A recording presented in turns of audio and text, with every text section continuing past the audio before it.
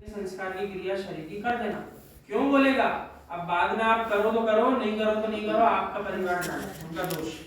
वो जीव अपने जीवन अवस्था में बोलकर चला गया, मेरे अंतिम संस्कार शरीर के तुरंत हो जाना चाहिए। ये जो पद्धति चलती है, इंतजार करना है, दिनों दिन रखे हुए हैं और उसमें रख दिया, शिला पे रख दिया, तो ये सब कोई कार्यकारी कार्य नहीं है। प्रतिपल प्रतिक्षण कई सारे जीवों की विराधना होना प्रारंभ हुई, और वे मात्र एक इंद्रिय जीव नहीं होते, सम्मूर्छन पंचेंद्रिय जीव भी उसमें होते हैं। शरीर के अंदर सम्मूर्छन पंचेंद्रिय जीव भी होते हैं, यानी मात्र आपको दोष एक इंद्रिय की विराधना का नहीं लगेगा, संगी पंचेंद्रिय जो सम्मूर्छन जीव हैं उनकी विराधना का बंधे भी होगा। इसलिए आप सबका कर्तव्य है अपने अपने गृहस्थी में जाकर आज ही, अभी तक नहीं बोला हो आज ही बोल देना, क्योंकि मृत्यु कब किसकी आएगी किसी को नहीं पता। तो आज घर जाओ तो यही बात करना, वो कहेंगे क्या कर रहे हो आकर मौत की बातें कर रहे हो, क्या सुन के आ गए। लेकिन आपको अगर सही लगता हो तो आज कर लेना इसको। क्यों? क्योंकि व्यवस्था बनाने वाले तो गृहस्थी के ही लोग, उन्हीं के हाथ में सब कुछ होता है। कोई उनसे बाहर का आकर कहेगा जल्दी करो भैया, तो धक्का देकर भगा देंगे। आप रहने दो, आप हमें मत बताओ, हमारे लिए बहुत प्रिय थे, तो बहुत प्रिय थे तो आप तो भेजो ही मत इनको, आप घर में रखो। लेकिन नहीं रखते हैं तो फिर 2 दिन भी क्यों लगा रहे हैं, 1.5 दिन 1 दिन भी क्यों लगा रहे हैं। आप उस क्रिया को तुरंत करना है, बहुत जल्दी करना है। तो इस प्रकार से शरीर जो है सब प्रकार से मल मूत्र और कीड़ों से भरा हुआ है, दुर्गंध से युक्त है, अपवित्र है, चरममयी, अनित्य और अचेतन है, यानी इसके अंदर चेतना नहीं है। शरीर जो है ऐसे कई शरीर अपन ने धारण किए, सुनने में भले ही सरल लगने लगा, बहुत बार सुन लीजिएगा, लेकिन इसको श्रद्धा के साथ सुनो आप। ये जो शरीर है, आप थोड़ा सा भी यदि ज्ञान पूर्वक ध्यान करने का अभ्यास करोगे तो बैठे बैठे आपको शरीर अलग महसूस होना प्रारंभ हो जाए, लेकिन अभ्यास करना पड़ेगा।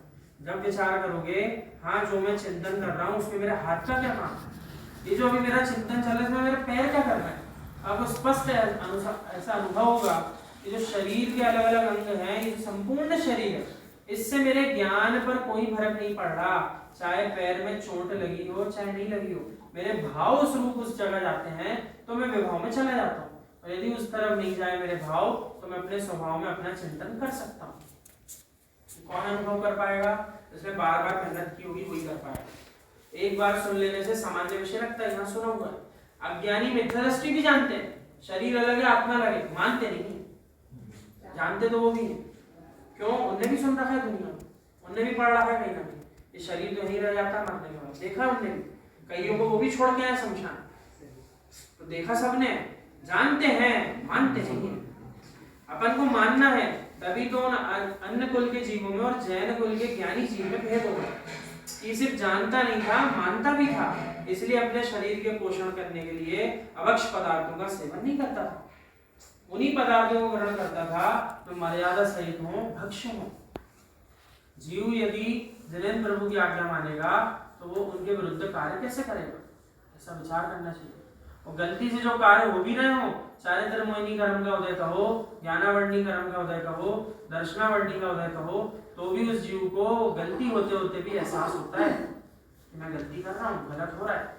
और जिसको आभास ही नहीं हो रहा कि मैं गलती कर रहा हूँ, उसको कोई नहीं सुधार सकता। पहले अपनी गलती का आभास स्वयं को करना पड़ेगा, हाँ मैं गलत हूँ, हाँ मैं गलत हूँ।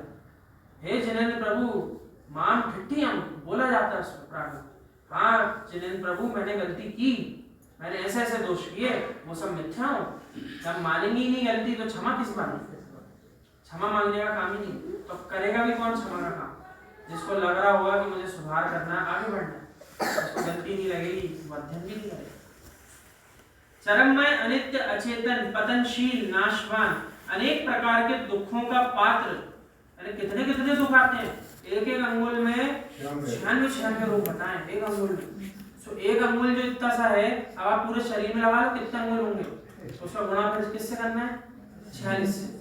उतने रोग है, तो कब कौन सा रोग उभर के आ जाता है पता ही नहीं चलता, पता ही नहीं चल पाता, जीव अंगोपांग हो जाते हैं, छिन्न भिन्न हो जाते हैं शरीर, यानी यही साक्षात नरकों के दुखों का वेदन कर लेते हैं कई जीव, ऐसी वेदना होती है। और उस समय जो वेदना होती है वो ये आत्मा ही भोगती है, आत्मा ही भोगती है। जरा से थोड़ा हो जाए अपन को तो उठना बैठना मुश्किल हो जाता है, चलना फिरना दुर्बल हो जाता है कि अब ऐसे रोग नहीं चाहिए हो शरीर में, तो अपन को उस रूप में कार्य करना चाहिए कि शरीर भी वेदना ना झेले और शरीर के माध्यम से आत्मा ना तड़पे, ऐसा प्रयास करना चाहिए। अनेक प्रकार के दुखों का पात्र ये शरीर, कर्माश्रम का कारण, कर्म किसके माध्यम से बन रहा है, क्रिया किससे कर रहे हैं, शरीर से तो क्रिया कर रहे हैं। आत्मा कोई क्रिया करने जाती है क्या? आत्मा भोजन बनाती है कि शरीर से बन रहा है? शरीर से बन रहा है। सहारा किसके लिए, निमित्त कौन है, शरीर है। आत्मा से बोल रहे हैं कि शरीर के इंद्रियों के माध्यम से बोल रहे हैं, तो आप शब्द किसने करे, भाव आत्मा के विभाव रूप हुए, मान ली आपकी बात, लेकिन कर्म का बंध किसके निमित्त से हो रहा है, शरीर से जो क्रिया चल रही, मन वचन काय, 10 प्राण बताएं जनाब, 10 प्राण, इंद्री, बल, आयु, श्वासोच्छ्वास।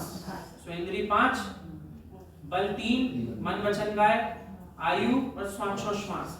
10 प्राण है किसके, संगी पंचेंद्रिय।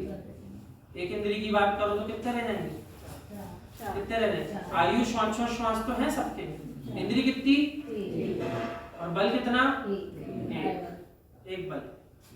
तो इस प्रकार से उनके लिए क्या हो गया कि कम रह गए उनके प्राण। हाँ, इसी कारण से अलग अलग जीवों की विराधना होने पर बंध भी अलग अलग प्रकार का होता है। आपने किसी संगी पंचेंद्रिय जीव की विराधना की तो सर्वोत्कृष्ट पाप का बंध होता है, क्योंकि वो संगी पंचेंद्रिय जीव है, 10 प्राण सही, और उस एक शरीर के अंदर भी ना जाने कितने जीवराज विराजमान है। तो एक के प्राण लेने पर बहुत सारों के प्राण गए, और एक इंद्रिय जीव जो है उसकी अपन बल की अपेक्षा से, इंद्रिय की अपेक्षा से प्राण कम है, पर बंध तो होता है, बंध तो होता है। अन्यथा नहीं होता तो कंदमूल हर घर में चल रहा होता है।